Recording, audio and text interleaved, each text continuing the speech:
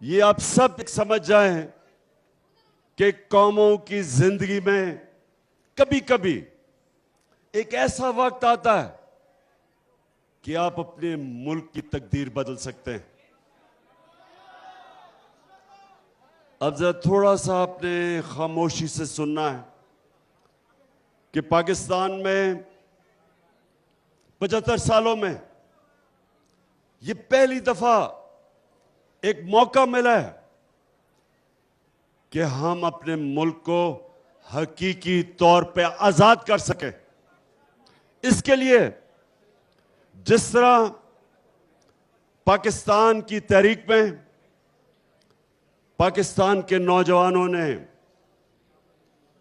और पाकिस्तान की तब की ख्वातीन ने जो उन्होंने तब जद्दोजहद की, उसकी वजह से आज हमारा मुल्क अंग्रेज की गुलामी के बाद हिंदू की गुलामी में नहीं गया। उस जद्दोजहद की वजह से आज कम से कम हमारे ऊपर कोई मुसल्लत नहीं किया गया सिवाय ये चोरों का टोला। तो मेरे पाकिस्तानियों सुनो जरा, नौजवानों सुनो जरा, अब वक्त आ गया है कि अपने मुल्क को हकीकी तौर पे आजाद किया जाए और उसका मतलब आपने सबने समझना है, क्योंकि मैं ये चाह रहा हूं कि सितंबर के महीने में आपने कॉलेजेस और यूनिवर्सिटीज में जाके तबलीग करनी है। ये जो वक्त है, ये ऐसा वक्त कभी कौमों की जिंदगी में बार बार नहीं आता। ये है वक्त कि हम अपने मुल्क को एक खुददार, एक गैरतमंद कौम बना सकते हैं।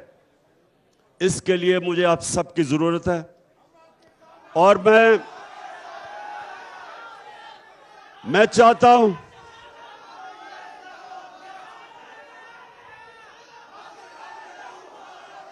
आईएसएफ, मैं ये चाहता हूं कि कैंप्स लगाएं यूनिवर्सिटीज में, कॉलेजेस में, लोगों में तबलीग करें।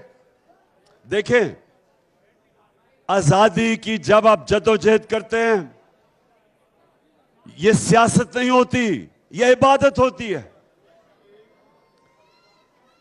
जो कायदे आजम के साथ इस मुल्क के नौजवानों ने जब जद्दोजहद की, आजादी की तहरीक के लिए, तो वो सियासत नहीं थी, वो इबादत थी। क्योंकि वो अल्लाह का हुक्म है कि जब वो कहता है, जब आप दावा करते हैं कि ला इलाहा इल्लल्लाह, तो आप अल्लाह से वादा करते हैं कि अल्लाह तेरे सिवा मैं किसी के सामने नहीं झुकूंगा। आजादी की तहरीक इबादत में शामिल है। ये जब मुझे कहते हैं कि आप सियासत ना करें, इस वक्त सैलाब के अंदर लोग बड़े मुतासिर हैं, मैं इनको ये जवाब देता हूं कि सैलाब के मुतासरीन वो भी मेरी जिम्मेदारी है, उनके लिए इंशाअल्लाह सबसे ज्यादा काम करूंगा मैं। और उसके साथ साथ और डीजल से तो वाकई ज्यादा काम करूंगा इंशाअल्लाह। बस सुनो। उसके अलावा मैं अपनी आजादी की तहरीक के लिए भी भरपूर तरीके से काम करूंगा और आपने सब ने मेरी मदद करनी है इसमें, क्योंकि आजादी आपकी है।